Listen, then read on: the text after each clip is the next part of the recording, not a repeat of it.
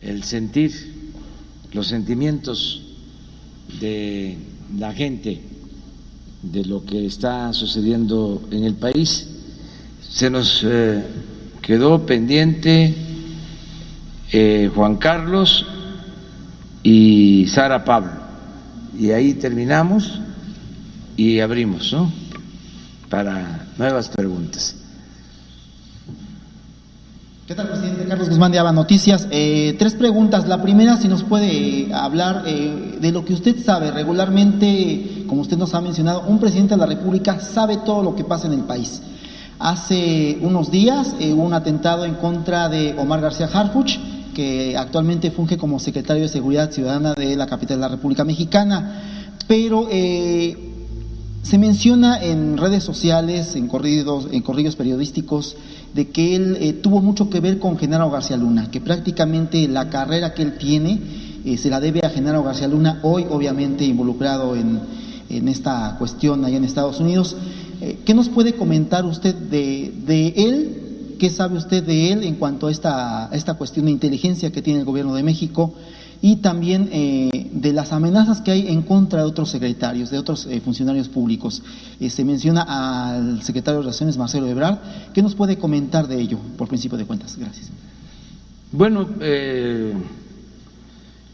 constantemente hay anuncios, llamadas de amenazas a servidores públicos y se toman precauciones siempre. En este caso, creo que 10 días antes se tuvo información de que un grupo iba a trasladarse a la Ciudad de México para llevar a cabo un atentado y se mencionaba a los posibles blancos.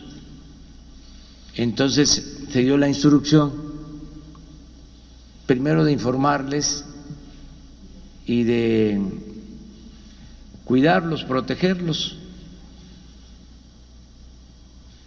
Esto creo yo que fue pues una ayuda y tiene que ver con la inteligencia, que no espionaje.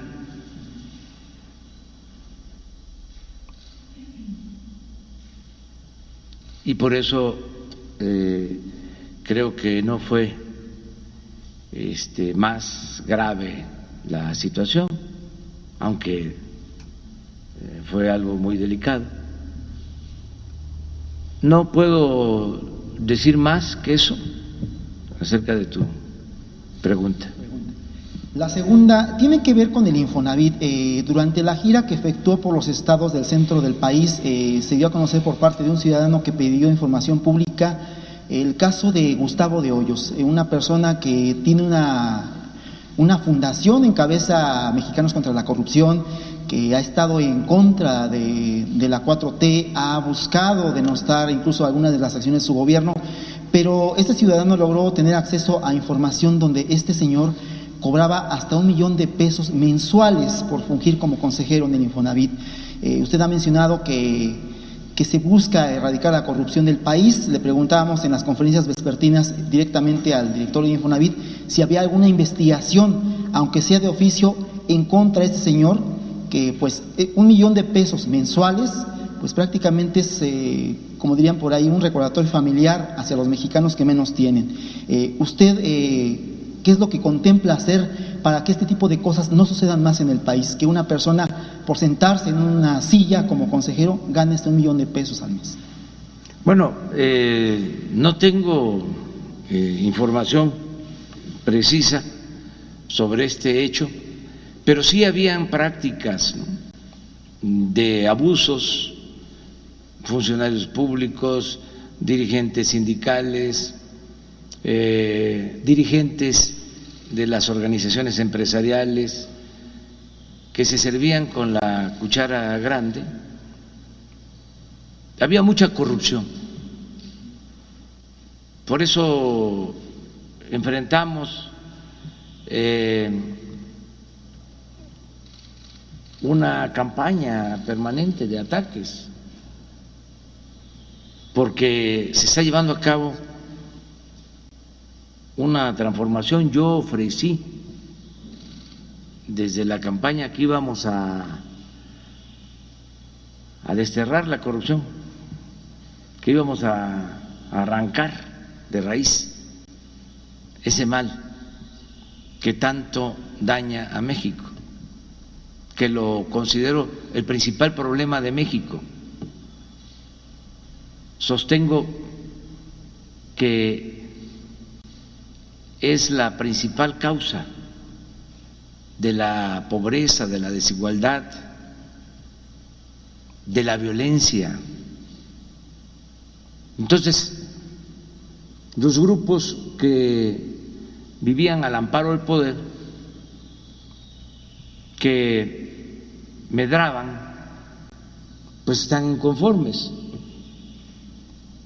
En el caso de este dirigente de la Coparmex,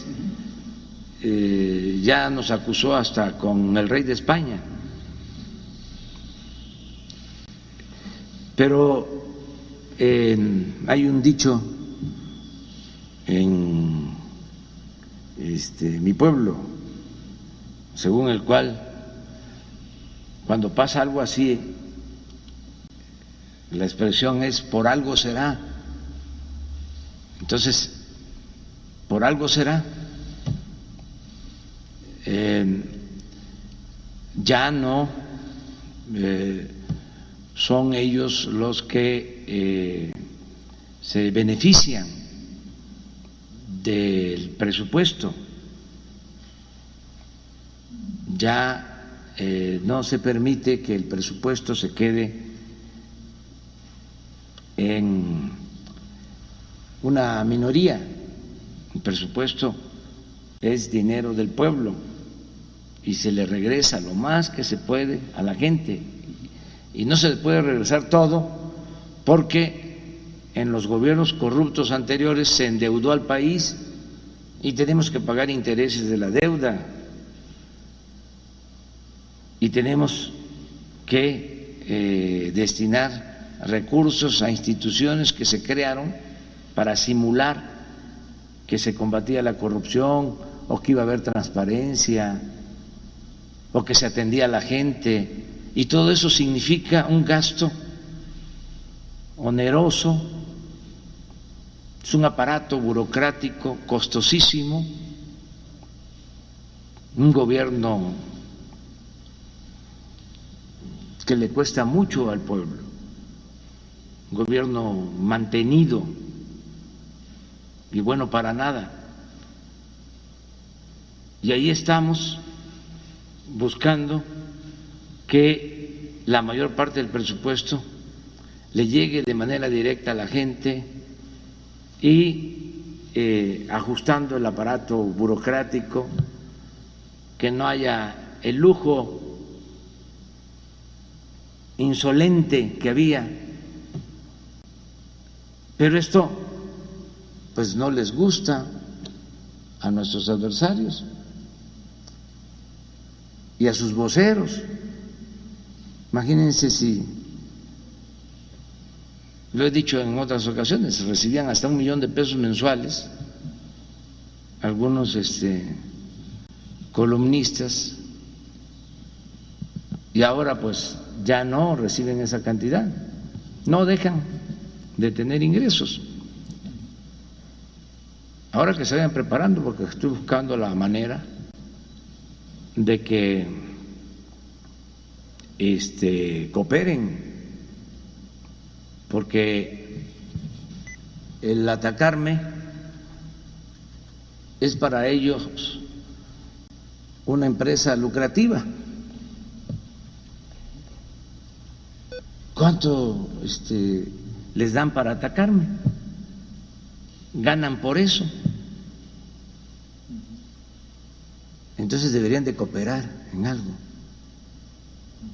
que sigan atacando, ¿no? Pero que de lo que les pagan, porque es prensa vendida o alquilada, que ayuden en algo. O sea, si son, pues ya no 1,000,000, pero 500,000, que aporten 50,000 para una causa justa, y ya con eso mantienen su permiso, su licencia para seguirme atacando. Y la tercera, relacionada con este viaje que va a tener a Washington, ¿cuándo parte a Washington? Y también relacionada, 2 meses ya para que sea la rifa del avión presidencial, ¿qué noticias nos tiene? ¿Ya hay comprador? ¿Se va a vender? ¿Se va a quedar como parte del gobierno mexicano? Gracias por sus respuestas. Sí, mire, antes de contestarte tus 2 preguntas, quiero aprovechar que estoy hablando de los medios para informar que sí van a venir los de Twitter a informar a partir de la invitación. Y sí, yo quiero, de una vez les adelanto a los de Twitter, quiero que independientemente de que nos importa mucho el funcionamiento de la red que ellos manejan en Twitter, y que nos expliquen cómo operan los bots,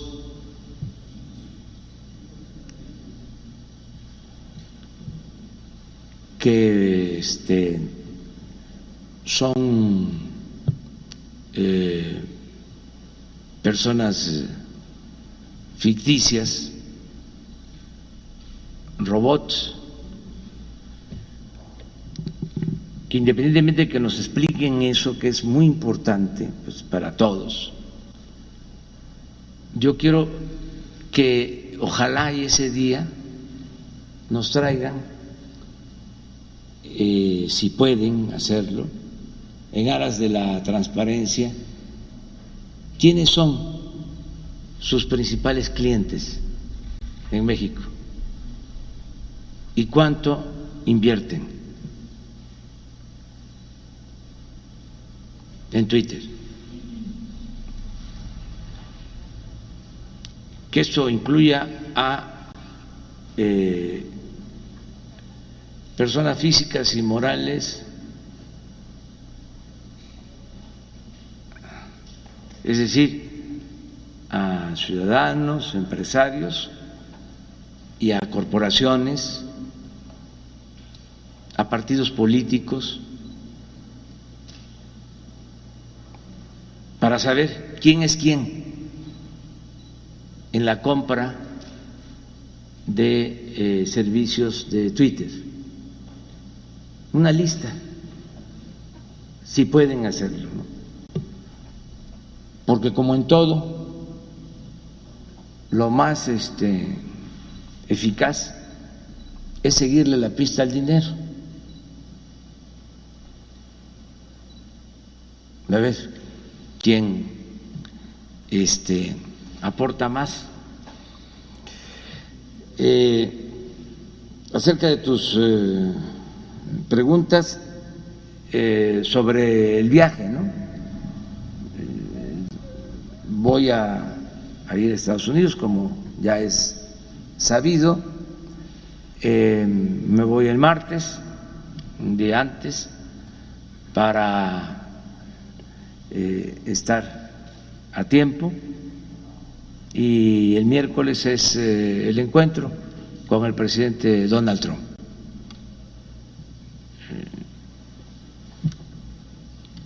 Hoy se va ya a definir si llega y nos acompaña el primer ministro Trudeau de Canadá, o es una ceremonia nada más de el gobierno de Estados Unidos y nosotros. Hoy vamos a saber sobre eso. estamos avanzando en la rifa. Ya se han vendido muchos boletos. Voy a pedirle, si les parece, el lunes al director de la Lotería Nacional que les informe cómo vamos con la venta de los boletos para la rifa del 15 de septiembre del avión presidencial, que es, como ya saben ustedes, entregar premios de 20 millones de pesos a quienes se saquen esta rifa. Se van a entregar en premios 2,000 millones de pesos en premios. Entonces van a informarles cómo vamos. Pensamos que se van a vender todos los boletos porque la gente está ayudando, cooperando. Todo lo que se obtenga de la rifa es para la compra de equipos en hospitales, para comprar equipos médicos.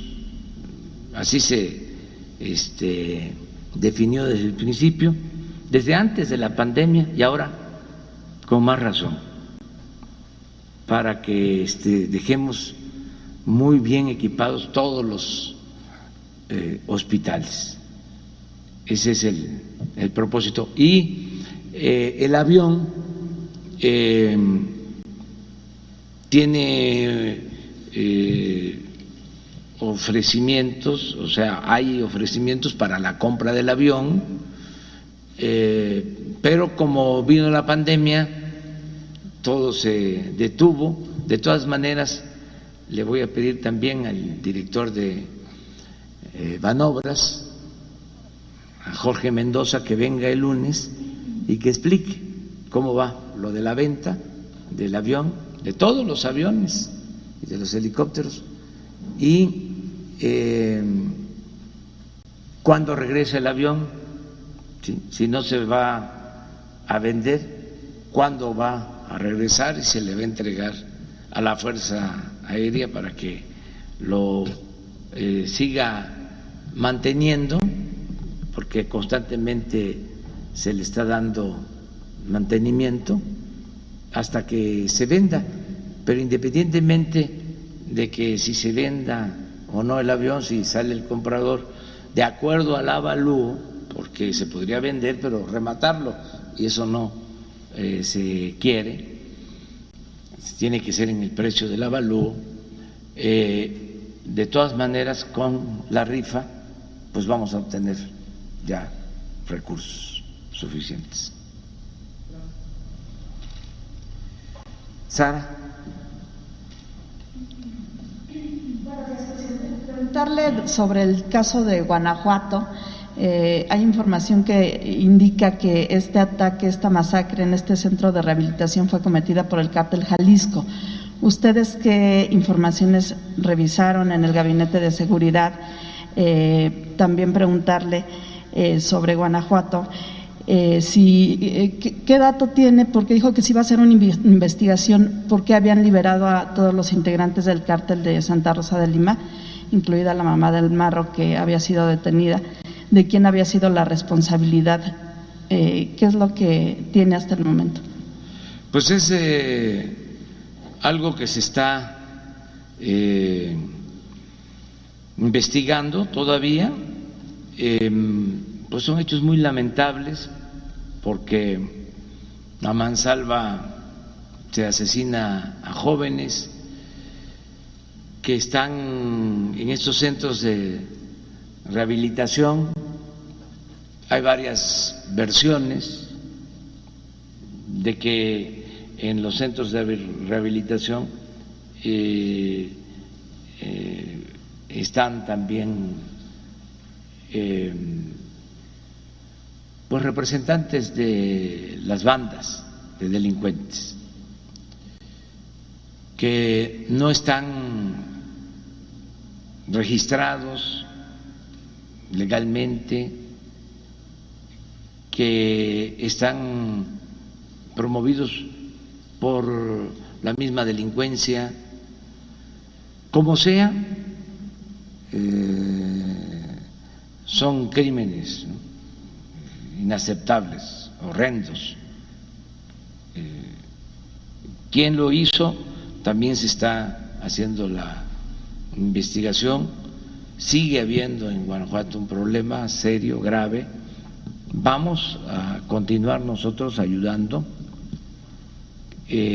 a que se proteja el pueblo de Guanajuato. Tienen instrucciones tanto la Guardia Nacional como la Secretaría de la Defensa, la Secretaría de Marina, la Secretaría de Seguridad Pública, de estar atentos, pendientes. Es un asunto de enfrentamiento, en efecto, de bandas, y también es algo que tiene que verse como un problema que se dejó crecer, ya sea por irresponsabilidad o por contubernio. Es decir,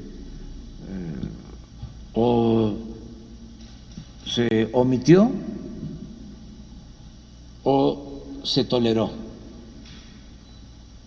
y creció mucho. Tan es así que tienen base social, y eso no se construye de la noche a la mañana, eso lleva tiempo. Entonces se está trabajando, lo mismo con la idea de que es mejor la inteligencia que la fuerza, y se está trabajando bien en ese sentido. No hemos podido controlar los enfrentamientos, siguen habiendo agresiones. Ayer fue de los días con menos violencia, y Guanajuato arriba. A ver si está la gráfica, el reporte. Después de lo de la agresión a este centro de rehabilitación. Mire cómo está.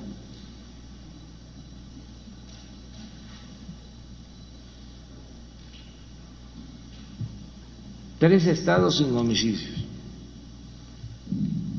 y 22% de los 68 homicidios de ayer en Guanajuato. Entonces, estamos trabajando en este tema. Hoy la licenciada Olga Sánchez Cordero, que es una experta en cuestiones jurídicas, fue ministra de la Corte, dio a conocer una tesis que existe en el Poder Judicial acerca de el cateo. Cuando dejan en libertad a las personas que se detuvieron en Guanajuato, se argumentó de que no había orden de cateo, o que llegó tarde la orden de cateo. Con lo mismo es que se utiliza, ¿no?, como excusa de que está mal hecha la investigación o se procedió mal, para dar pie a que se libere a los presuntos delincuentes. Entonces, la licenciada Olga hoy trató el tema y hay una tesis, hay jurisprudencia en la Corte acerca de que cuando se tiene información de que al interior de un domicilio se está cometiendo un ilícito, hay flagrancia, se puede intervenir. Y ese fue el caso, independientemente a qué horas llegó la orden, cuando entra la policía, la Guardia Nacional, lo que encuentran es droga y dinero.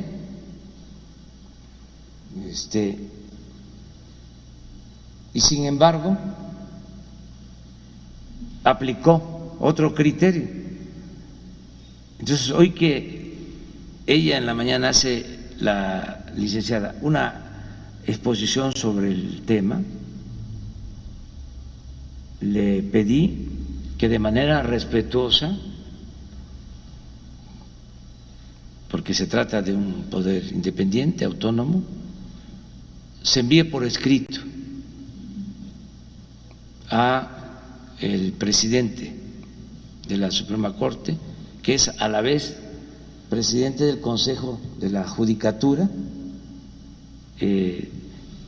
esta tesis. Desde luego él formó parte de lo mismo, pero no es un asunto de los ministros. Puede ser desconocimiento de jueces, de magistrados, o conociendo que existe esta tesis y que puede aplicarse, no lo hacen, porque antes nadie decía nada. Por eso también fue muy importante que ayer la Fiscalía diera a conocer lo del soborno a los integrantes del juzgado para liberar a esta persona vinculada con los casos o con el caso de la desaparición de los jóvenes de Ayotzinapa. El Tribunal Público, porque antes ni nos enterábamos, se sabía, pero no así, que un presunto delincuente en un caso tan delicado como es la desaparición de los jóvenes, y luego de una conferencia del anuncio del fiscal general, por dinero se libere al implicado. Eso sería la gran nota en el mundo. Aquí no pasó nada en los medios. ¿Dónde están los comentaristas, expertos? Porque es algo gravísimo.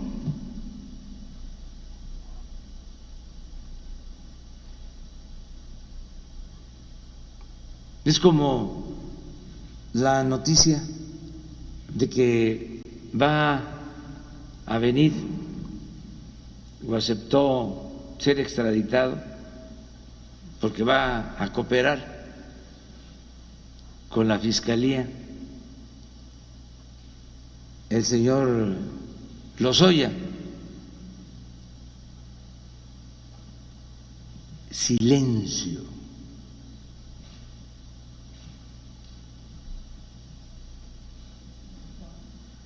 un silencio cómplice.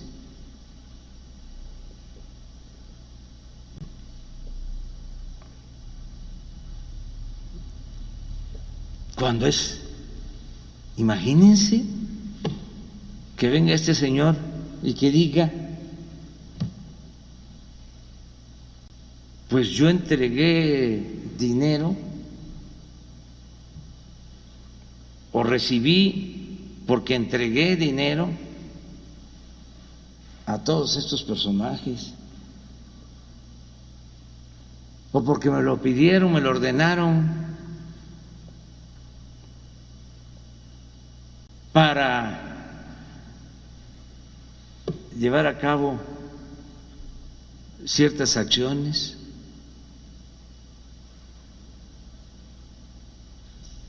Pero silencio. En otros países, imagínense,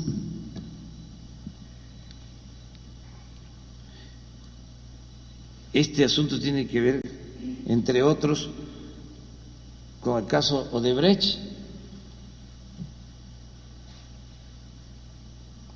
que en México no había sido atendido.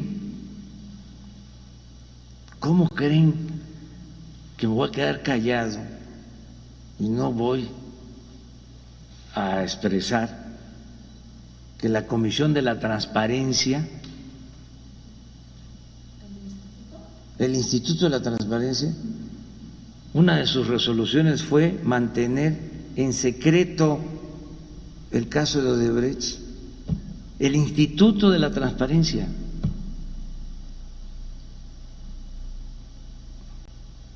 Resuelve mantener en secreto el escritor Kafka es costumbrista.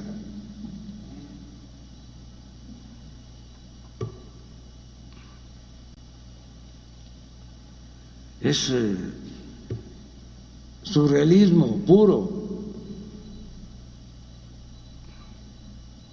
Las series de Netflix, no, pues, son muy fresas. Sí, aburridas. Esto sí es importante, esta realidad amarga, perversa, todo esto que existía. Entonces, por eso, tanto coraje contra el gobierno que represento, y no solo contra el gobierno que represento, se meten hasta con mi familia. También eso quiero aprovechar para decirles que es conmigo, no con ellos.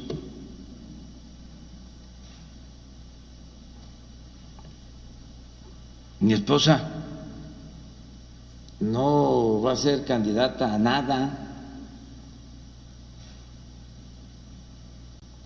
Ella no es primera dama, es una mujer independiente, con criterio. Lo que ella expresa es lo que piensa, y yo no censuro, no limito su libertad.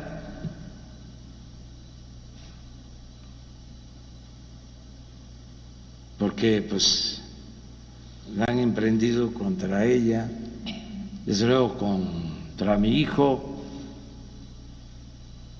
Entonces, es conmigo, yo soy el que le estoy conduciendo el proceso de transformación. Yo soy el que estoy a la cabeza de este proceso para erradicar la corrupción. Y me siento orgulloso. Además, no estoy solo.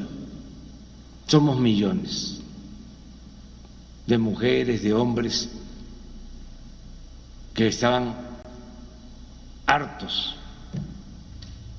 de que una minoría se sintiera dueña del país, de que México fuese el país de unos cuantos y que no contara el pueblo, que se humillara al pueblo, que se ofendiera al pueblo, que se robaran el dinero del pueblo. Entonces vamos a seguir adelante. Sobre este caso de Guanajuato, nada más preguntarle si pediría usted que también se investigue a los jueces o los responsables de que quedaran en libertad todos estos integrantes del cártel Santa Rosa de Lima. Ya decía que está esta tesis. Es que de acuerdo a esta tesis, sí, podría fincárseles responsabilidad, pero eso ya va a corresponder al Consejo de la Judicatura y a las autoridades competentes en Guanajuato. Hoy va a enviar la carta la secretaria de Gobernación al presidente de la Suprema Corte de Justicia, que es a la vez, repito, presidente del Consejo de la Judicatura, y le voy a pedir, no creo que haya problema porque el presidente de la Suprema Corte de Justicia, ministro Zavala, es Saldívar, Arturo Saldívar, es una gente de primera, es una gente íntegra, una gente buena. Entonces, a ver si se da a conocer, que tengan ustedes el texto de la carta para que se vea el fundamento legal. Y si hay motivos para que se investigue y se castigue a los responsables, que se haga. Ya, y preguntarle sobre su viaje, presidente. Ha dicho que es para el tema del TEMEC, pero también ha dicho que es una visita política. Estará reunido en una bilateral con el presidente Trump. ¿Usted qué temas pondría sobre la mesa? ¿O solo van a limitar el diálogo a este asunto comercial? Preguntarle, entiendo, se va en vuelo comercial el martes, si nos puede compartir su itinerario, dónde va a hacer escala, y también si el presidente Trump, sé que no es una visita de Estado, pero si le ha ofrecido la casa Blair para hospedarse, o dónde usted se va a quedar allá. Pues estoy viendo todo eso, ya compré los boletos para salir, ya en su momento se va a decir, para que no le demos tanto tiempo a los que puedan ir a provocar, que no les hagamos el trabajo, ¿no? Que investiguen un poco. Y el que vaya, pues ya sabemos que es conservador, opositor,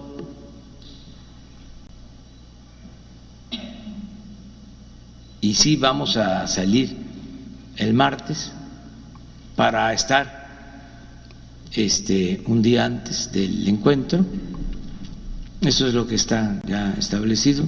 Se está revisando el formato del encuentro y sí el tema principal es el inicio de esta nueva etapa del tratado comercial de México con Estados Unidos y Canadá, que considero, repito, es un momento importantísimo, la entrada en vigor del tratado. Nos va a ayudar mucho en la reactivación de nuestra economía y ayuda también a Canadá y ayuda a Estados Unidos, ayuda a las 3 naciones, ayuda a toda la región de Norteamérica. Entonces, ese es el tema principal. Sí, seguramente vamos a platicar sobre otros temas. El presidente Trump, cuando era joven, como yo, jugaba a béisbol, era pitcher, llegó a tirar hasta 80, 85 millas como pitcher. Además que yo en ese tiempo le bateaba a los pitchers que tiraban más de 100 millas. No es para presumir.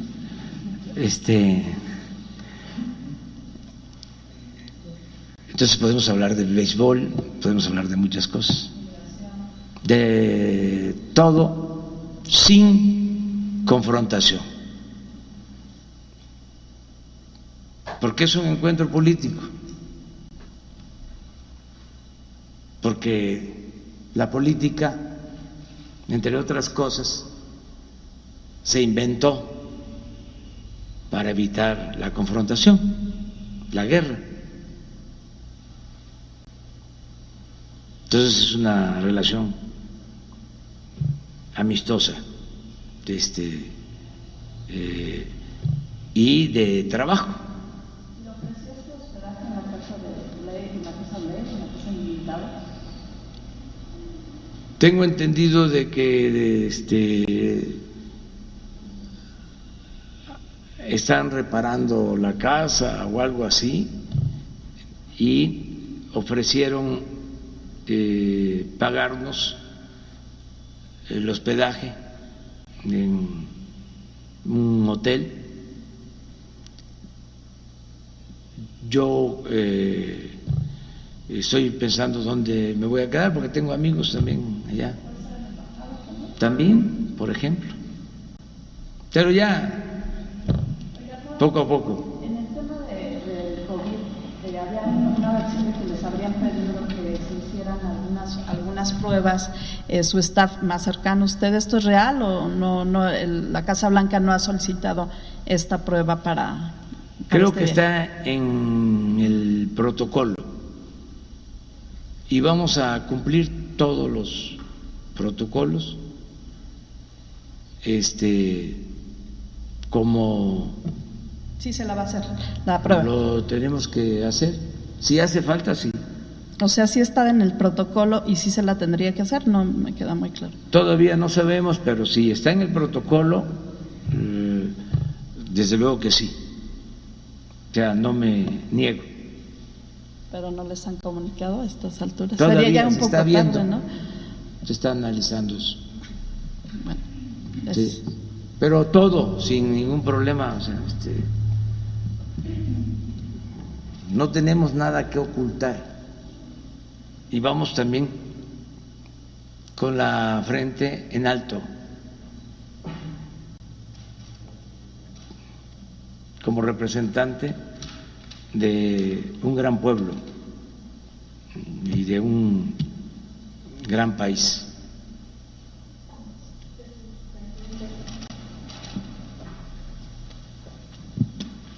Presidente, buenos días. Alberto Marroquín Espinosa, corresponsal de Jaime Farías Informa desde Cancún, frecuencia CAT, y desde mi canal de YouTube es Ahora AM. Fíjese que hay una polémica en Quintana Roo por declaraciones de algunos hoteleros que indican que el acceso a las playas va a ser únicamente para los turistas y es durante esta contingencia sanitaria, ¿no? Y queríamos saber qué opina usted sobre este acceso a las playas de Cancún. Bueno, no conozco qué decisión se ha tomado. Le voy a pedir al secretario de Turismo, a Miguel Torruco, que emita un punto de vista, una opinión sobre este caso. Y en el caso de la Secretaría de Salud, porque como son playas federales y es en el caso de la contingencia Lo mismo que en la opinión del secretario de Turismo se tome en cuenta la recomendación de salud. Okay. Y en una segunda pregunta, presidente, en el caso del servicio profesional de carrera, y usted que comentaba sobre erradicar la corrupción, realmente no ha habido cambios en este servicio profesional de carrera, en los subsistemas. Hay un subsistema que se llama de ingreso y sigue siendo las mismas prácticas desde que se inició este servicio profesional de carrera desde el año 2003 sigue siendo el mismo examen técnico, donde lo elabora el jefe inmediato de la plaza que se va a concursar. Entonces eso siempre se ha dado a que se lo dé a algún interesado de él, ¿no? Del jefe inmediato de la plaza, ¿no? Entonces no ha habido cambios y ahorita ya estamos regresando a esta nueva normalidad y se van a empezar a volver a concursar las plazas que se quedaron pendientes desde que empezó la pandemia. No sé si es buena tu recomendación y le vamos a pedir a Irma Heréndira Sandoval, la secretaria de la Función Pública, sí, que revise estos procedimientos. Que nos pueda explicar a lo mejor que sí, en esta nueva etapa de la cuarta transformación, si va a haber realmente una transformación al respecto, ¿no? Sí, tiene que haber, porque todas esas prácticas de influyentismo, de amiguismo, deben desaparecer. Y no simular, que eso también es parte del conservadurismo, ¿no? La hipocresía, el hacer exámenes, pero saber ya de antemano quién va a ganar. Eso pasó muchísimo, en todo, hasta en la academia. Hay una plaza de investigador y se hacen exámenes, pero de antemano ya hay un favorito o favorita. Eso en la academia. En el gobierno lo mismo.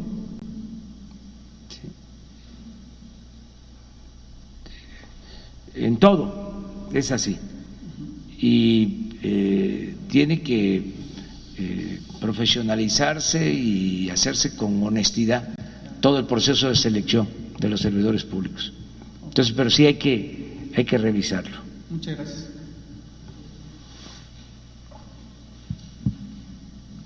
Los dos a ustedes, pero ella primero. Buenos días, presidente, gracias. La primera pregunta es si ya usted también tiene fecha para invitar aquí al director, al responsable de la construcción del corredor del Istmo de Tehuantepec, sobre todo porque se tiene información de que hay ahorita se paró vaya la obra en un tramo en Oaxaca que va de Mogoñé a Nuevo Ubero, porque la gente de la comunidad Mije no está todavía como muy de acuerdo, no está dando su aval, puesto que todavía no saben cuál va a ser el impacto económico, ambiental y pararon ahí esa construcción. Entonces no sé si ya tiene usted pues alguna fecha que venga precisamente también para darnos un poquito más información acerca de esta obra. Sí, vamos a invitarlos a que vengan y que expongan. Yo no tengo esa información, pero de todas maneras lo voy a revisar. Yo lo que he recomendado y se ha cumplido es que se consulte a las comunidades y se han llevado a cabo consultas y en todos los casos la gente está de acuerdo en la modernización de la vía del ferrocarril del Istmo, en este caso. Pero de todas maneras lo vamos a revisar y le vamos a pedir al director del programa que lo exponga, que venga aquí para que se conozca bien. Ok. Y otra pregunta tiene que ver, ¿cuál sería la estrategia en los estados para impulsar el turismo ahora dentro de este contexto de reapertura de actividades, de la reapertura de los hoteles y demás? No sé si hay alguna estrategia que ya se esté planteando, que ya se esté trabajando al respecto. Sí, el secretario de Turismo está trabajando con los gobiernos de los estados para eso, para fomentar el turismo, primero en lo interno, que es muy importante, y cuando se vaya abriendo el mundo al turismo, porque hay países en donde no se permite todavía viajar, tener condiciones para recibir turistas extranjeros, pero sí hay un plan de la Secretaría de Turismo que se está aplicando. Bien, y la última pregunta, presidente. Hace unos días compartió los aciertos de su gobierno, pero haciendo, digamos, un ejercicio de autorreflexión, de autocrítica, ¿cuáles serían, digamos, los errores que se han cometido durante su administración? ¿Cuáles serían los retos a 4 años de que termine su gestión? Y ¿cuáles serían, digamos, pues las promesas de campaña que quizá no se han cumplido a 2 años de distancia de su triunfo electoral? Pero sí, mire, por eso me río, porque tengo tantos críticos que ellos pueden hacer la lista. Además, eso sería una forma de desquitar el sueldo. O sea, a ver, la lista de todos los errores. Pero usted de manera personal, ¿qué retos todavía tiene por cumplir? Yo sí, y también en un ejercicio de autorreflexión. Lo que quiero es profundizar más en el combate a la corrupción, avanzar más rápido, con más intensidad. Me molesta mucho enterarme de casos de corrupción. Todavía, después de 19 meses, estoy encontrando corrupción. Es que estaba podrido el régimen por completo. ¿Qué quieren que les diga nuevo? Que hicieron su agosto los que vendían facturas falsas.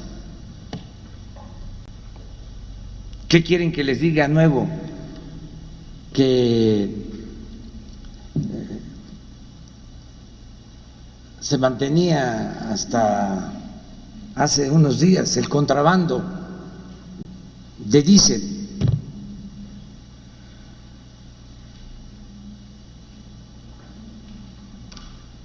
¿Qué quieren que les diga nuevo? Lo de ayer.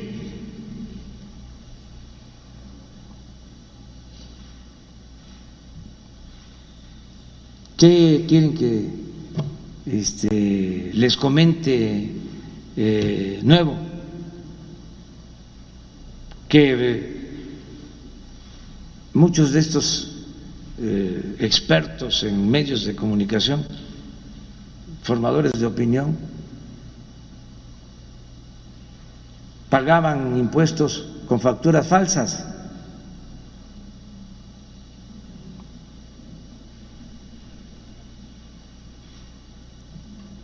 Tengo mucho trabajo.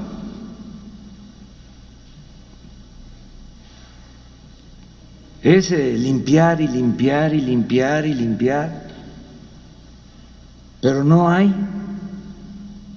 otra opción, otro camino.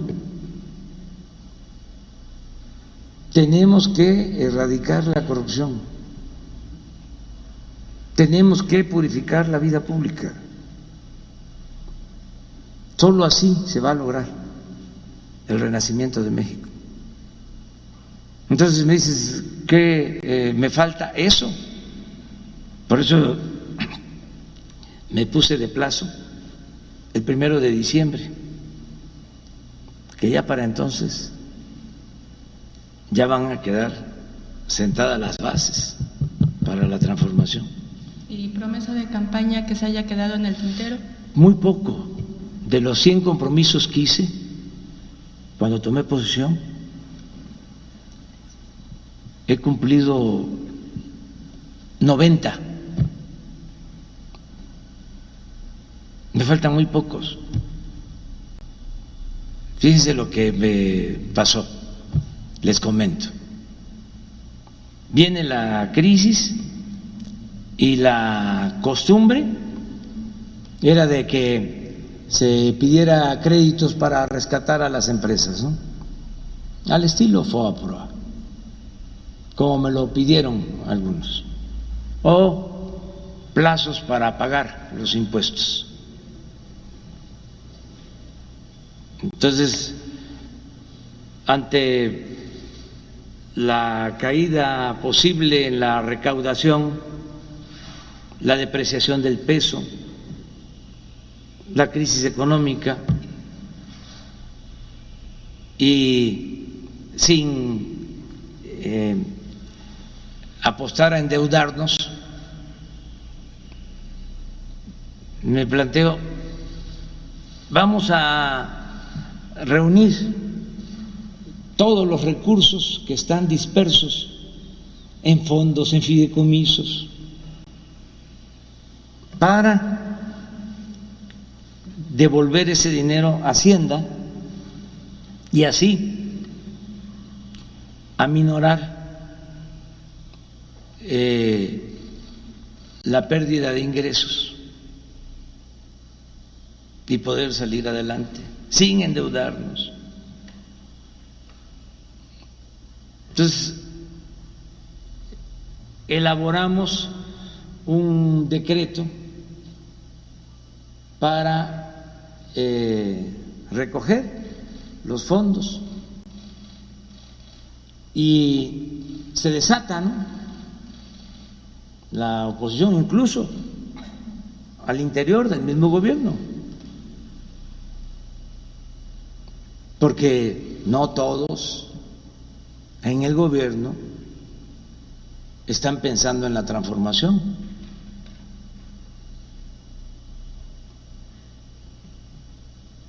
No piensan en el pueblo.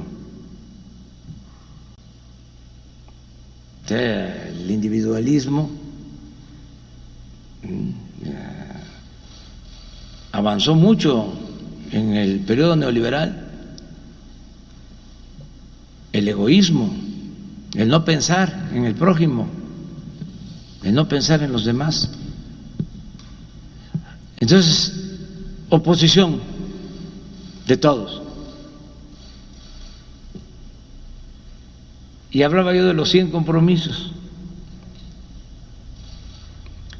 Y ahora que estaba escribiendo para mi informe de antier, reviso los 100 compromisos para ver cuánto se había cumplido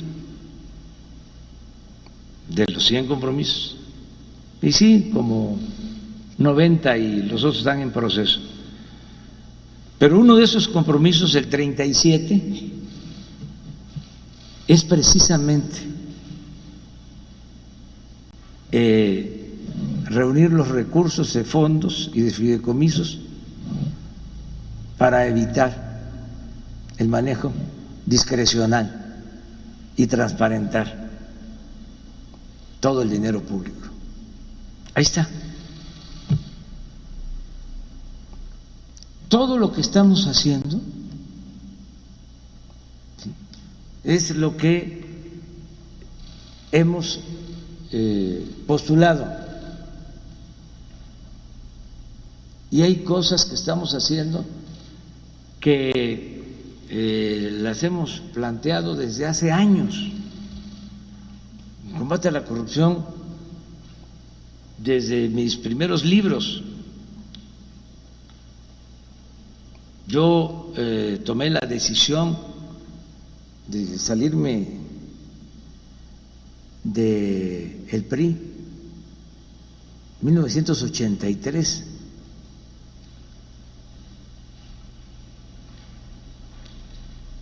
Y en 1988 escribí un libro sobre el fraude electoral en Tabasco. Y ahí,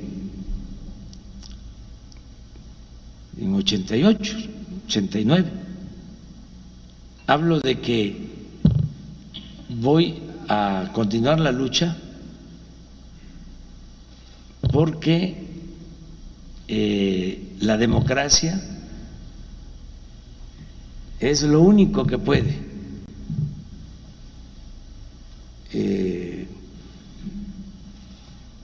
desterrar o acabar o mantener a raya a la corrupción. Desde 89 se llama Tabasco, víctima del fraude electoral. Ahí en ese libro hablo de idear. Fíjense, ¿cuánto es de 89 a la fecha?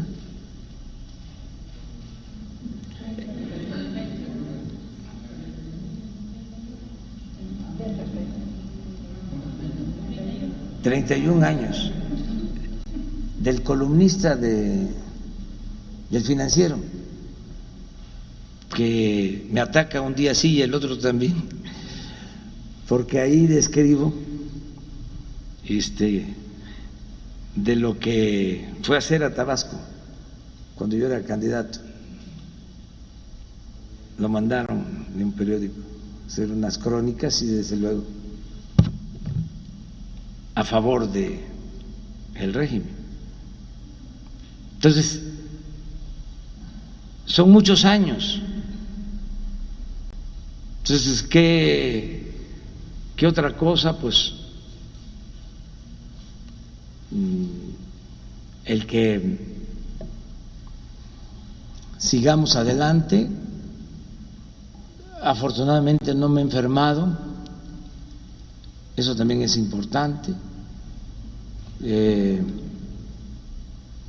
No he padecido de ninguna enfermedad grave. Después de que me dio el infarto estoy bien, tomo mis medicinas y tengo fortaleza. Entonces, pues eso me ha permitido ir hacia adelante y no estoy cansado, estoy entero, al 100, y vamos a lograr la transformación de México.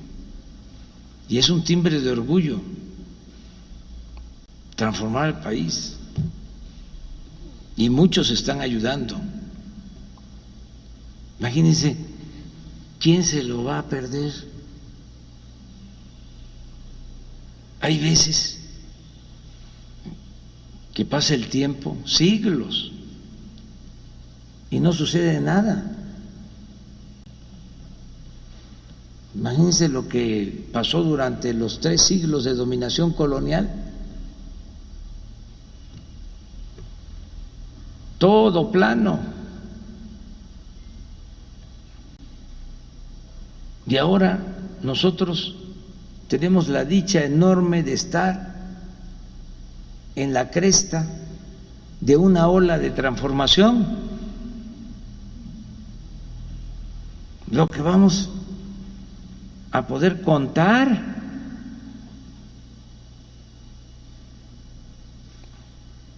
es un momento estelar en la historia de México, y ser protagonista de este cambio en el que participamos millones de mexicanos, porque yo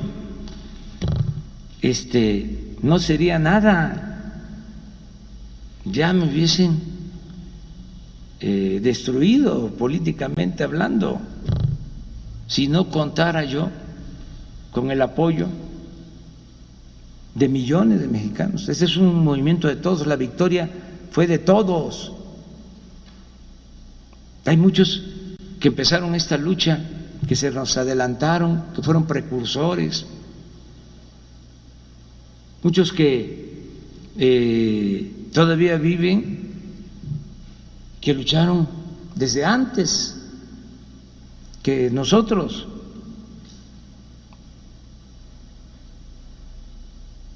Algunos no imaginaron de que íbamos a lograr esta transformación.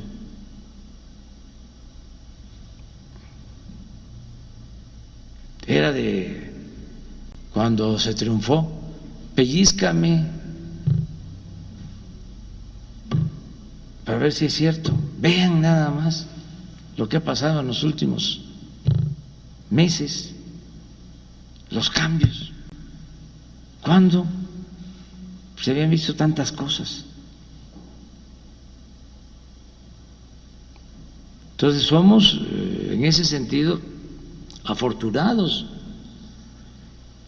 Entonces, por eso, adelante. Y es normal que exista oposición, es parte de la democracia. Además, siempre ha existido el conservadurismo. Y siempre cuando hay una transformación, pues hay un movimiento opositor, hay una reacción. ¿Qué es lo que está sucediendo? Me da mucho gusto que los de la oposición sean minoría. No es que yo esté menospreciándolos, pero es una oposición que está de la clase media hacia arriba, hacia la cúspide de la pirámide poblacional. El pueblo, en su inmensa mayoría, me refiero al pueblo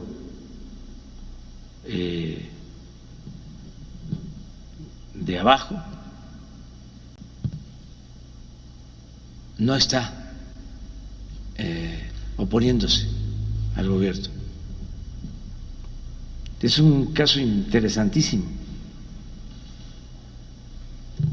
porque si es una oposición que se manifiesta en vehículos. ¿Cuándo se había visto eso en México?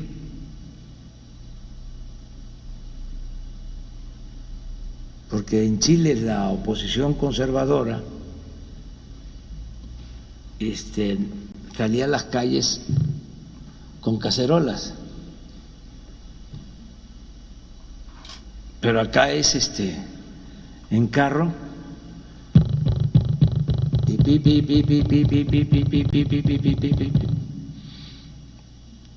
creo que no es tan original. Lo está haciendo la ultraderecha en España y en otros lugares. Habría que investigarlo.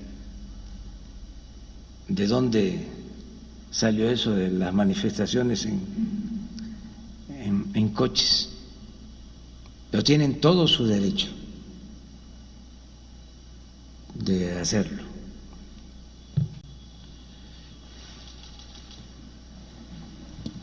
¿Qué tal, presidente? Buenos días, Carlos Calzada, Radio Educación. La primera pregunta sería, se dio a conocer que Canadá ya rebasó a México como principal socio comercial de los Estados Unidos. ¿Esto qué repercusiones tiene en el marco de la entrada precisamente de este acuerdo comercial? Y la segunda pregunta sería que la CEPAL, la Comisión Económica para América Latina y el Caribe, estimó que se podrían cerrar hasta 500,000 empresas en México a raíz de la pandemia de COVID-19. Me gustaría saber su apreciación acerca de estas declaraciones de la CEPAL. Gracias. Pues esto de la CEPAL no dejan de tener, aunque son progresistas, no dejan de tener algo de influencia del Fondo Monetario Internacional. Nos embarga también el pesimismo a los de la CEPAL, con todo respeto. Nosotros vemos las cosas con optimismo y hay motivos para demostrar que ya tocamos fondo y que ya inició la recuperación de nuestra economía. Lo dije en el informe, mencioné 3 datos que creo que son válidos. Uno, que en este semestre aumentaron las ventas de las tiendas de autoservicio en 8% en términos reales. Vendieron 50,000 millones de pesos más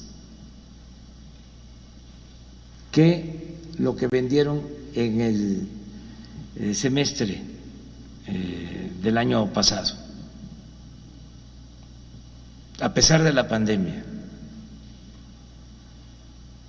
Otro dato importante es cómo ha ido disminuyendo la pérdida de empleos de acuerdo a los inscritos en el Seguro Social. En abril, lamentablemente, se perdieron 555,000 empleos. En mayo, 345,000 y ya en junio, 82,000. Esto indica de que ya pasó lo peor. Y el tercer dato, que es muy bueno, es el de las remesas. El peor mes en términos económicos considero que fue abril. Y en mayo aumentaron las remesas en 18% con relación a abril. Entonces, esos 3 datos indican de que ya tocamos fondo. Lo mismo en el caso de la depreciación del peso. Llegó a estar a más de 25 pesos por dólar. Ayer ya 22.60.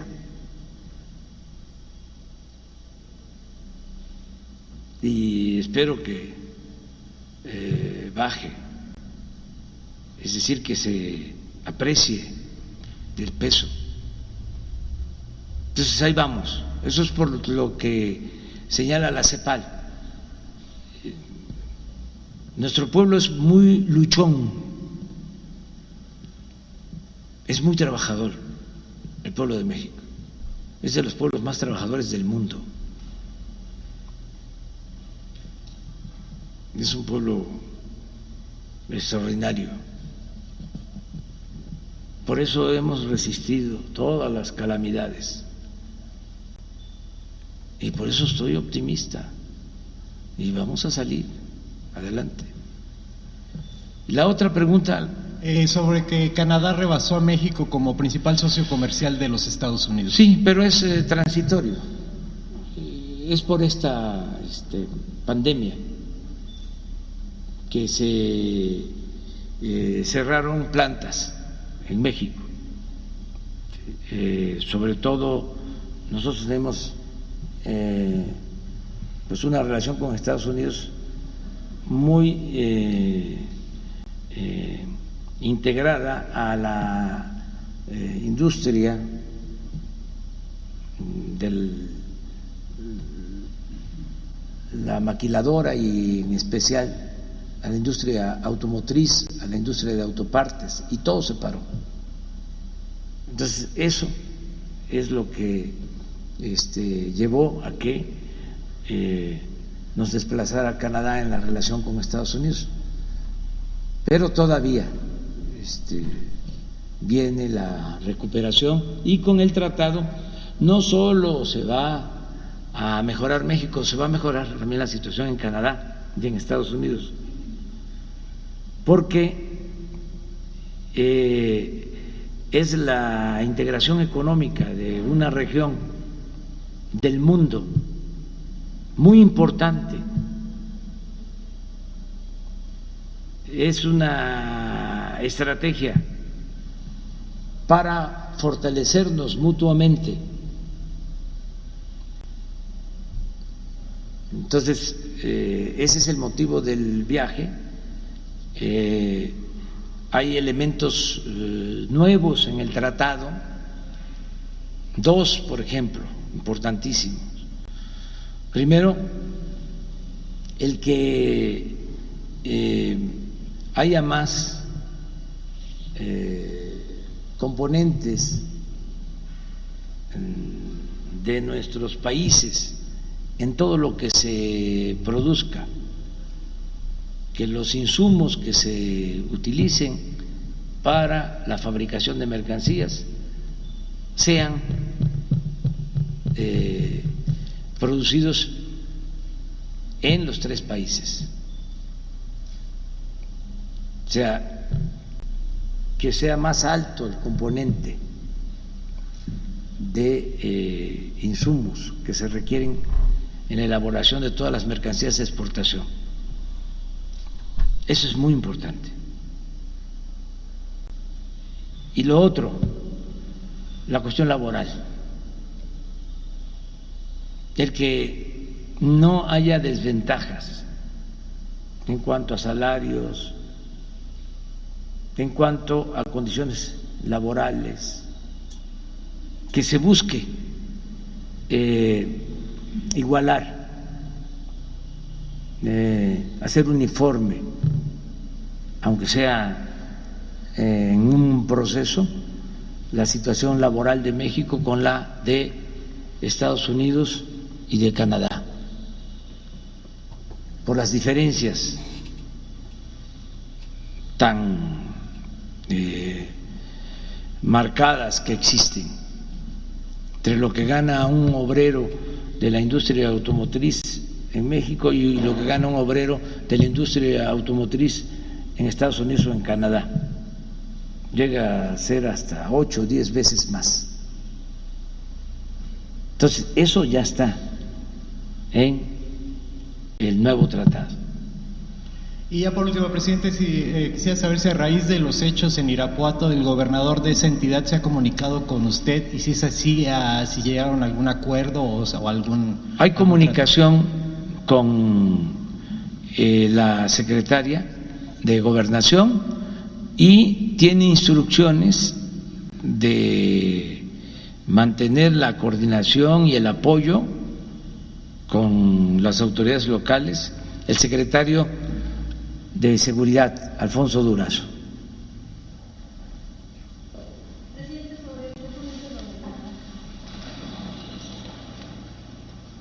Gracias, presidente. Dalila Escobar, corresponsal del Tiempo.tv. Precisamente sobre el tema de que Canadá se convirtió en el principal socio comercial de Estados Unidos, se mencionaba, como usted bien decía, el tema de que es una situación por lo de la pandemia, justo también por la situación que se está viviendo en la frontera entre México y Estados Unidos, por este cierre solamente de actividades esenciales. Y precisamente en la frontera norte de México se acaba de dar a conocer que de nuevo están pensando otra vez en cerrar, en restringir lo más que se pueda el tema del tránsito por el asunto asunto de los contagios en la zona fronteriza entre México y Estados Unidos. Preguntarle qué información tiene al respecto y sobre todo cuál es la evaluación que están haciendo de las pérdidas que se puedan tener en torno a este intercambio comercial que se tiene entre México y Estados Unidos justo en la entrada en vigor del TEMEC. Bueno, ya está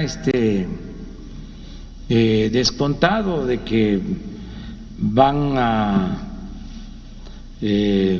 recuperarse las actividades productivas y la exportación de manera gradual y siguiendo siempre los protocolos de salud. Eso lo dijimos desde hace un mes que se abrió la actividad productiva en empresas de la industria automotriz, que son empresas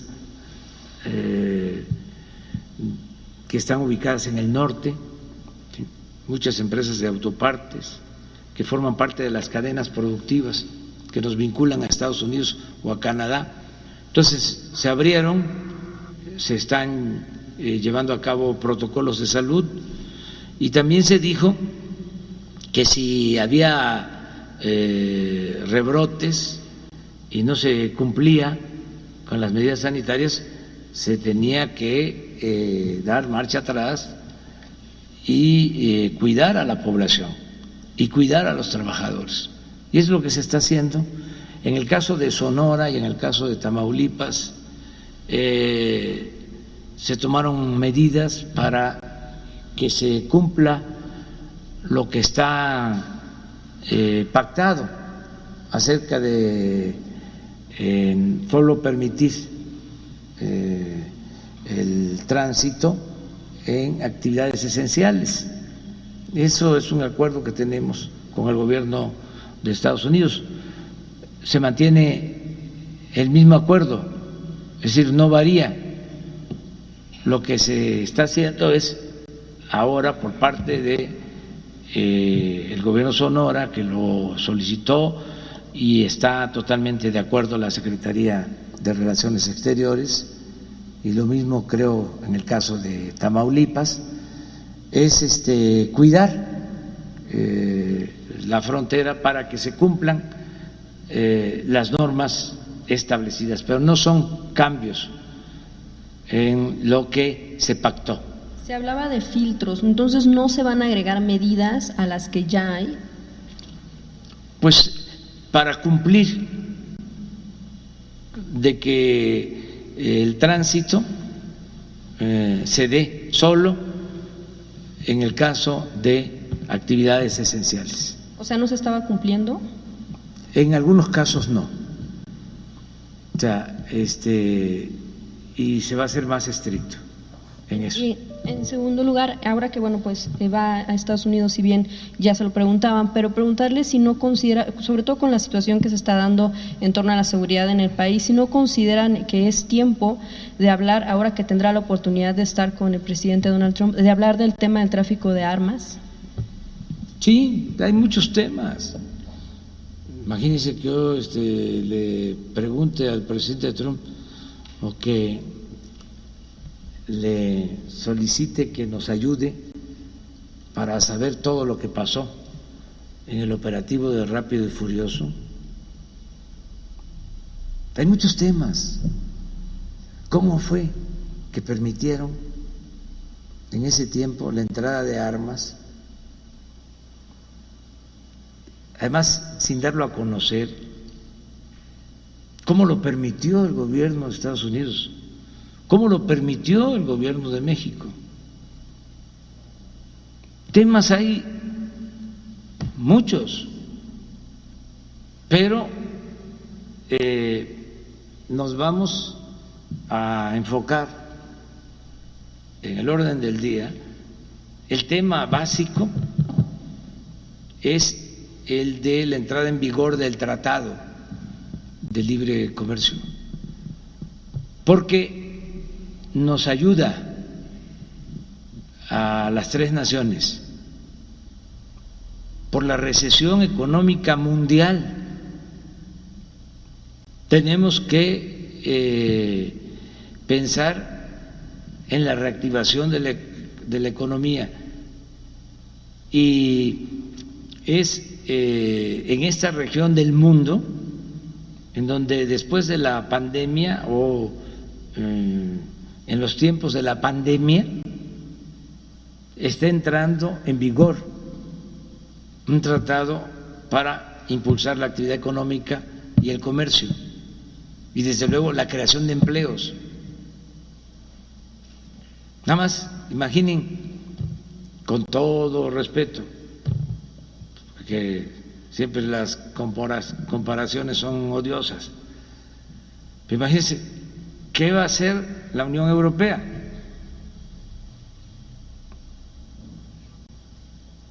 Para la reactivación económica. Y piensen, ¿qué va a hacer América del Norte? ¿Qué está haciendo Canadá, Estados Unidos y México? Ya hay un plan. Entonces, es un hecho muy importante y desde luego que genera polémica, pero pues yo tengo que hacer lo que le conviene a México y lo que consideramos nos conviene a los mexicanos. Justo, bueno, lo que le preguntaba, el tema de armas, para evitar que se sigan dando ese tipo de ataques. Sí, claro que sí, pero son muchos temas, pero estamos centrando la visita en lo del tratado, que lo consideramos muy importante, como también otros temas, pero voy básicamente por lo del tratado.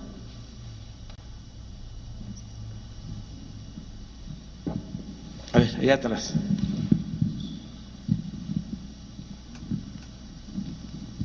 Sí, buenos días, señor presidente. Alejandro Alemán, de Diario Plaza Juárez. Usted ha mencionado de forma recurrente este asunto de la lucha contra la corrupción y, bueno, una base pues es la transparencia, la rendición de cuentas.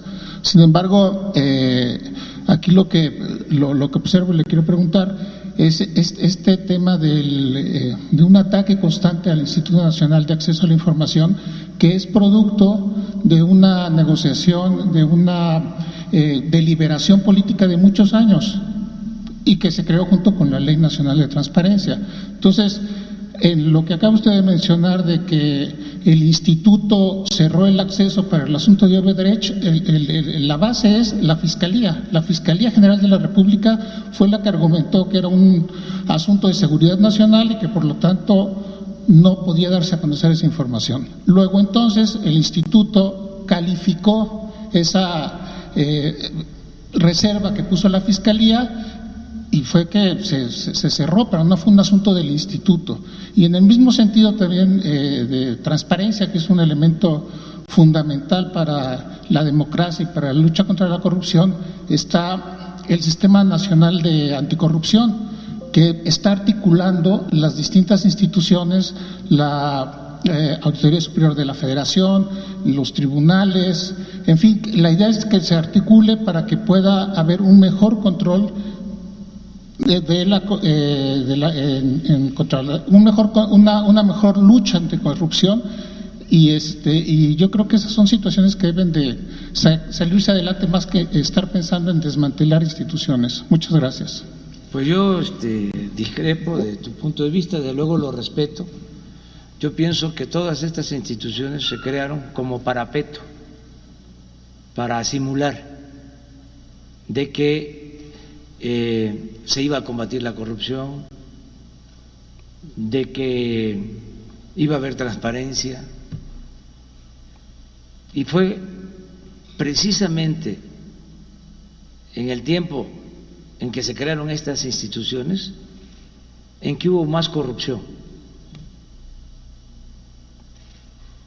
Y nunca los encargados de estas instituciones hicieron denuncias públicas,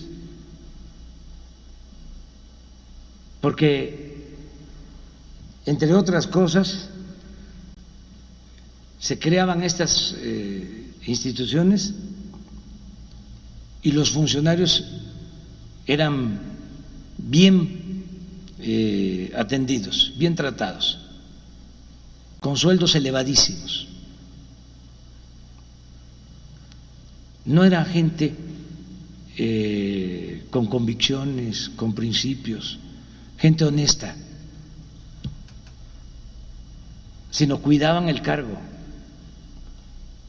se alineaban.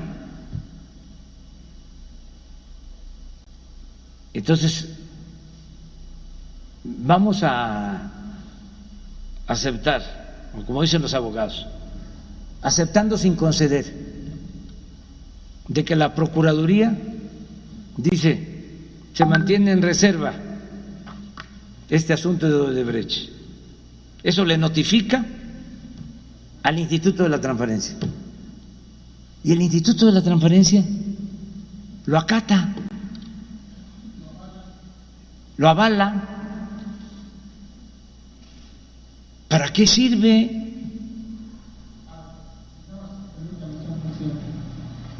Entonces, pero hay una ley atrás que es la ley de transparencia. Sí. Entonces, quien no está cumpliendo la ley de transparencia es la Procuraduría en este caso. Ah, pues entonces eso lo debió de plantear el instituto. Exactamente, el instituto es el garante de que se cumpla la ley de transparencia. Pero entonces, ¿cuál es la propuesta? ¿Desaparecer ese garante? No, esa es la propuesta, o que funcione de mejor forma. Que funcione de mejor forma, o que las instancias que ya existían se mantengan, la Fiscalía, ¿sí? Y que los ciudadanos tengan mecanismos para presentar denuncias, para solicitar información, pero no aparatos. ¿Sí? ¿Cuánto nos cuesta? 1,000 millones de pesos mantener ese aparato para simular. Me duele. ¿Cómo? 1,000 millones de pesos sí, para no hacer nada. El caso más dramático, trágico, era el del Instituto Anticorrupción. ¿Cómo surge todo esto? Pues el conservadurismo, son las modas que fueron creando. ¿Quién impulsaba todo esto?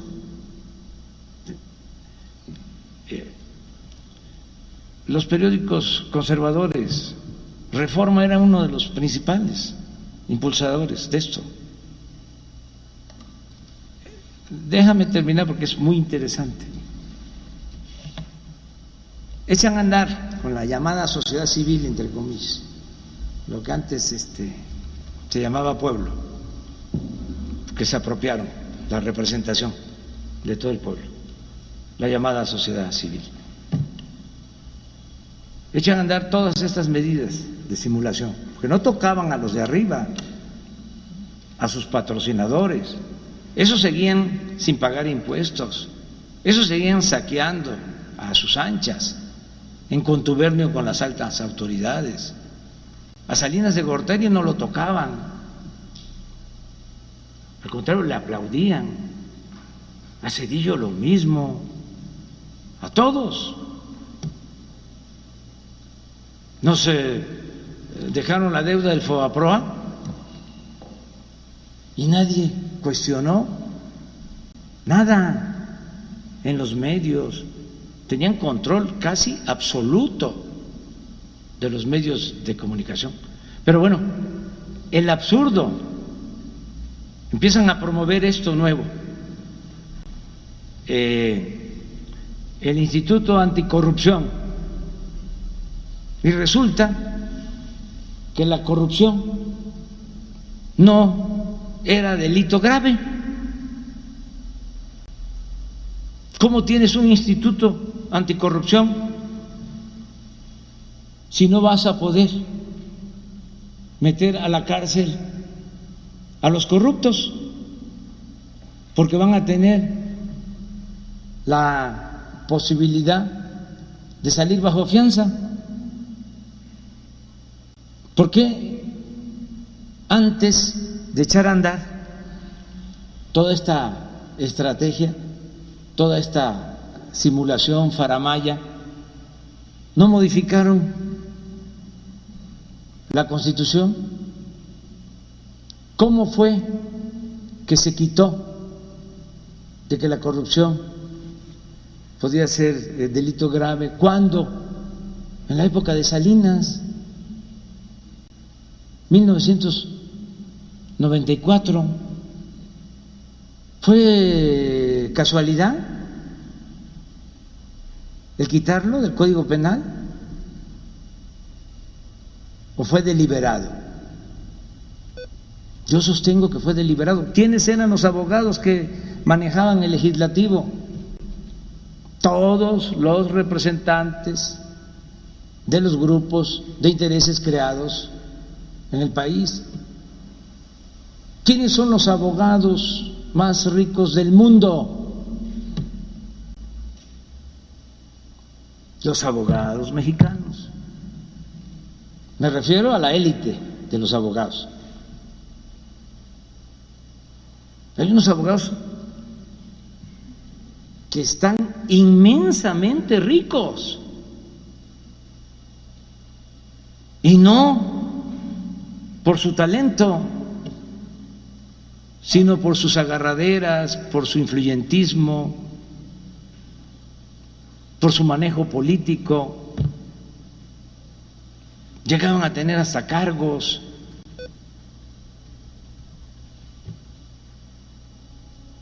Hablando de transparencia, imagínense lo importante que sería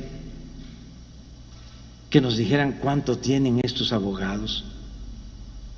Todos los que estuvieron en el gobierno durante el periodo neoliberal y que al mismo tiempo litigaban en favor de las grandes corporaciones, los asuntos más lucrativos. Entonces, yo no voy a desaparecer esas instituciones porque tengo que optar. La política es también eso, optar entre inconvenientes, priorizar. Tengo 50 asuntos, hay 1000, pero puedo con 50, que son los que considero básicos, centrales, porque el que mucho abarca, poco aprieta. Entonces, estoy atendiendo lo que considero básico, fundamental. Entonces, eso de que exista la transparencia, pues sí, ya sabemos que es igual a la nada. Es lamentable, muy lamentable, que se destinen recursos a eso, porque no hay resultados, no hay beneficios. Pero no me voy a meter a estar desgastándome con esas cosas. Ahí están, pero les debería dar vergüenza y ellos mismos decir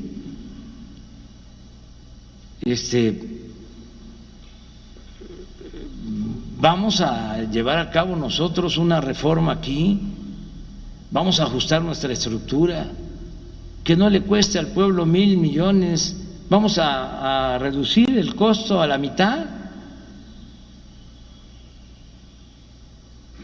¿Por qué? Son otras circunstancias, porque hay crisis económica, pero no, se amparan.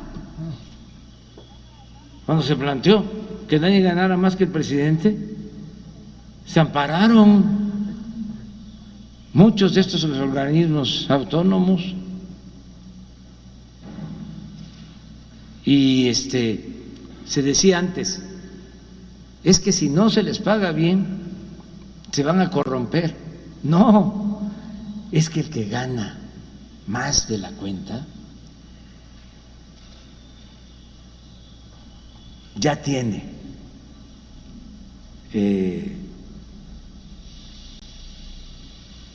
el virus de la corrupción. A ver, entonces, para cerrar ya está tocado. El planteamiento, como lo estoy entendiendo, sería la Constitución ampara el derecho de los mexicanos a saber, a conocer. Ese derecho es constitucional y para eso hay una ley de transparencia. La ley de transparencia le da obligaciones al gobierno federal a que cumpla, a que transparente su información. Ahora, cuando el gobierno federal falla, cuando el ciudadano le pide al gobierno federal una información que no se la da, la opción que tiene el ciudadano es recurrir al INAI. Lo que usted está planteando entonces, si lo estoy interpretando bien, es que el INAI tenga una actitud y un trabajo más propositivo hacia quien se le debe, que es al ciudadano. Claro, y que denuncie, sí, que es lo de derechos humanos. ¿Qué hacían? La Gran Comisión de Derechos Humanos. Había tortura, secuestros, desaparecían a personas. ¿Y qué hacía Derechos Humanos? Una recomendación. ¿Cuándo salió el presidente de Derechos Humanos a decir lo de Ayotzinapa es una farsa?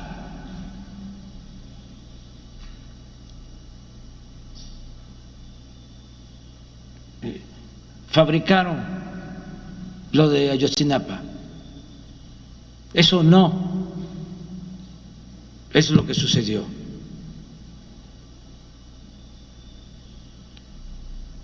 Y ahí se mantuvo todo el aparato administrativo con cargo al erario, mantenido por el pueblo. O sea, porque es el colmo, además de que humillan al pueblo, de que agreden al pueblo, el pueblo les paga, los mantiene. Nosotros los servidores públicos somos trabajadores al servicio del pueblo, es el que nos paga. Entonces es el colmo tener esas instituciones que simulan nada más para colocar ahí a los allegados, a los amigos, a los camaradas, a los que pertenecen a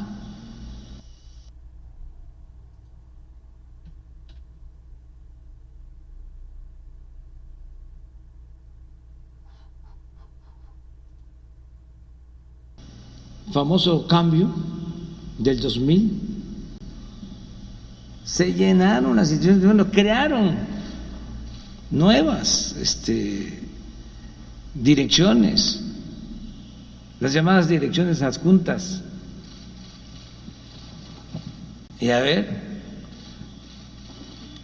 tú estudiaste con mi hijo, con mi sobrina, estuvimos en la misma escuela, estuvimos en la misma universidad, vamos todos al gobierno, sin mística, sin principios, sin ideales.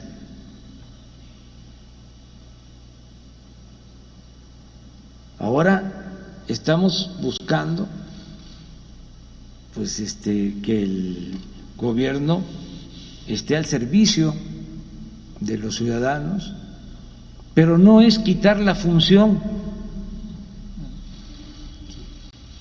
Por ejemplo, instituto para atender adultos mayores, instituto para atender a personas con discapacidad, instituto para la nueva escuela mexicana, institutos. Bueno, ¿y para qué están las instituciones? Por ejemplo, en el caso adulto mayor, ¿qué no es mejor entregarle a cada adulto mayor su pensión que tener el aparato sin entregarle nada a los adultos mayores? Que el Instituto para la Discapacidad, pues ¿qué no es mejor entregarle directo a los discapacitados? ¿Qué no es mejor entregar directo a las becas? ¿Para qué el aparato? Y todos los aparatos, es que un día nos vamos a dedicar a eso, a dar a conocer cuántos organismos existen, porque todos tienen el mismo organigrama, es dirección general o coordinación general, direcciones específicas, direcciones de áreas, jefes de departamento. ¿Y qué hacen? Entonces, el gobierno estaba ensimismado. El presupuesto era para el mismo gobierno. Entonces, lo que estamos buscando ahora es que el presupuesto le llegue a la gente. Les decía yo, en 6 meses, sí, en términos generales, vendieron las tiendas de autoservicio. Estamos hablando de Soriana, Chedraui, Walmart, Oxxo, como 500,000 millones de pesos en 6 meses. Estamos como 85,000 millones por mes. El consumo, la mayor parte de la gente consume en esas tiendas. Vamos a hablar de 100,000 millones de consumo de productos. La mayoría de los casos son productos básicos, porque no hay para consumir otro tipo de productos, desgraciadamente, o es menor el porcentaje. Pero 100,000 millones al mes el consumo nacional en estas tiendas. Si nosotros inyectamos 100,000 millones abajo, directo, estamos ayudando mucho a eso. Ahora, súmenle lo de las remesas, que va también abajo. Entonces, ¿por qué no podemos destinar más? Porque nos cuesta mucho todavía el aparato burocrático. ¿Cuánto liberamos del presupuesto? Y eso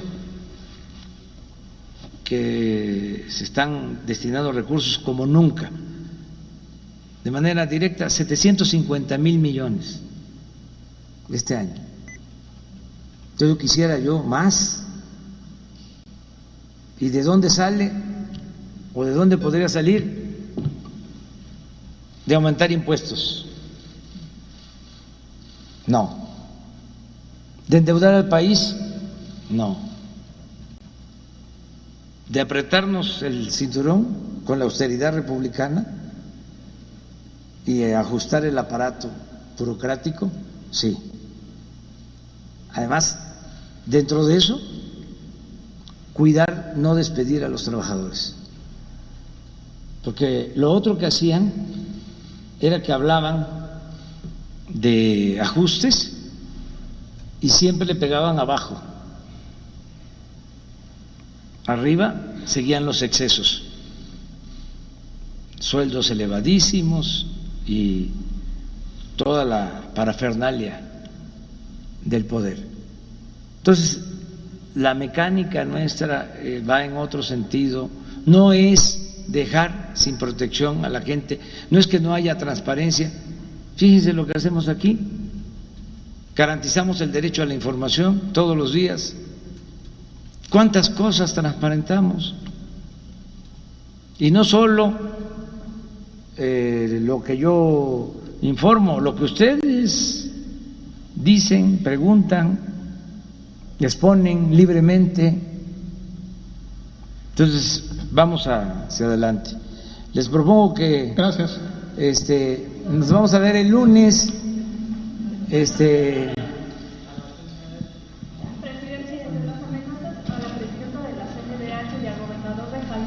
Sí, en el caso del gobernador de Jalisco, no sabía yo lo de la presidenta de la Comisión de Derechos Humanos, pero aplica igual.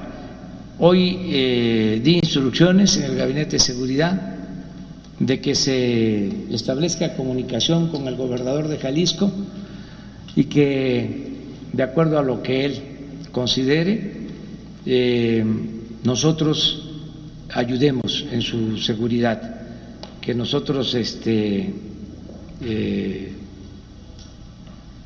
podamos contribuir para su protección, que cuente con nosotros. Y lo mismo en el caso de la presidenta, que no lo sabía, pero tiene la instrucción el secretario de Seguridad Pública. ¿Cuál considera que es el mensaje para su gobierno y por qué en este momento? Pues es que se están afectando intereses creados, hay cambios, hay transformación,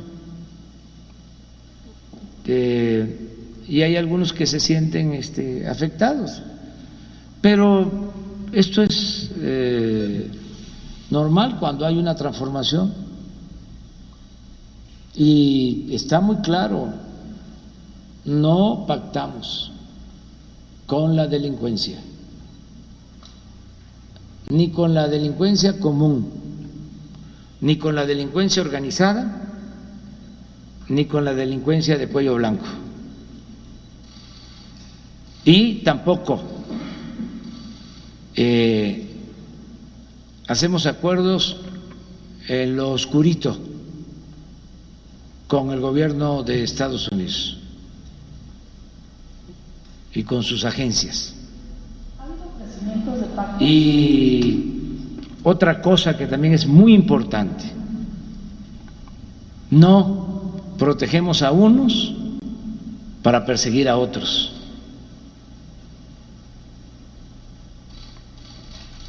Es la aplicación de la ley con el principio liberal de que al margen de la ley nada y por encima de la ley nadie. Nada de que vamos a hacer acuerdos con un grupo para perseguir a otros o para apaciguar una región. No. Hay una línea, una frontera una raya divisoria, autoridad y delincuencia. El funcionario que se involucre en actos delictivos es denunciado y sancionado. Lo de ayer fue muy importante y esto tiene que seguirse llevando a cabo. No se avanzaba porque había contubernio.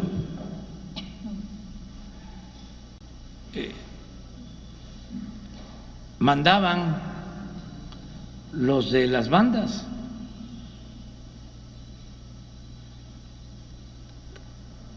Cooptaban, compraban autoridades. Y además, como se daba el mal ejemplo desde arriba, lo que imperaba era la corrupción en todos los casos.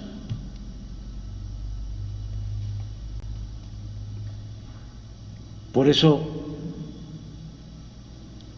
ahora pues hay reacciones de todo tipo, pero vamos a resistir, ni un paso atrás. ¿Está avanzando en el caso Ayotzinapa? Sí, bastante, y es un compromiso que tenemos de esclarecerlo, de que se conozca todo lo que sucedió. Y la Fiscalía está haciendo muy buen trabajo y se cuenta con el apoyo también del Poder Judicial. Estamos trabajando de manera coordinada. Somos poderes autónomos, independientes, pero hay casos que requieren de la unidad de todos los componentes del Estado, cuando hay una razón de Estado. El caso de Ayotzinapa amerita el que todos participemos, porque fue un agravio mayor. Por eso todos reaccionamos ante la situación esta del juzgado. Imagínense la afrenta, el atrevimiento de liberar a un presunto responsable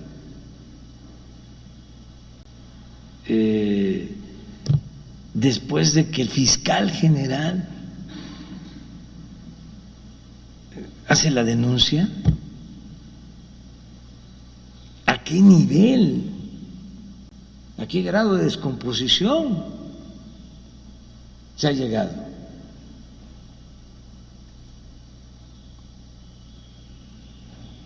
Entonces, pues tenemos que ir hacia adelante y muchas gracias por el apoyo, por el respaldo de muchos y de ustedes también. Donde también ha habido casos de corrupción, donde se ve envuelto el hermano precisamente de Zoé Robledo, del director del IMSS. Si te parece, el lunes lo tratamos. Tú contigo empezamos el lunes. ¿Mande? Usted comentaba esto de los pactos, que no va a haber pactos. ¿Ha habido algún ofrecimiento de algún grupo criminal? No, porque no. Es que el frío sabe dónde se arrima. Bueno.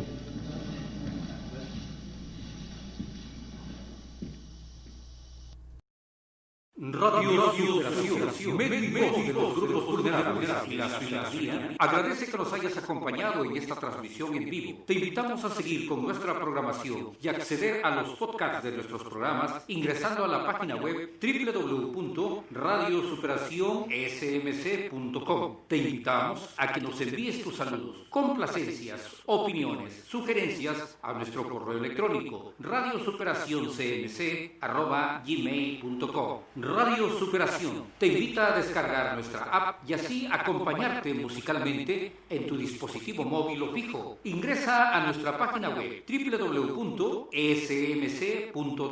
Allí está el link de descarga. Radio Superación, llegando en directo con su música a tu sensibilidad auditiva. Hasta la próxima.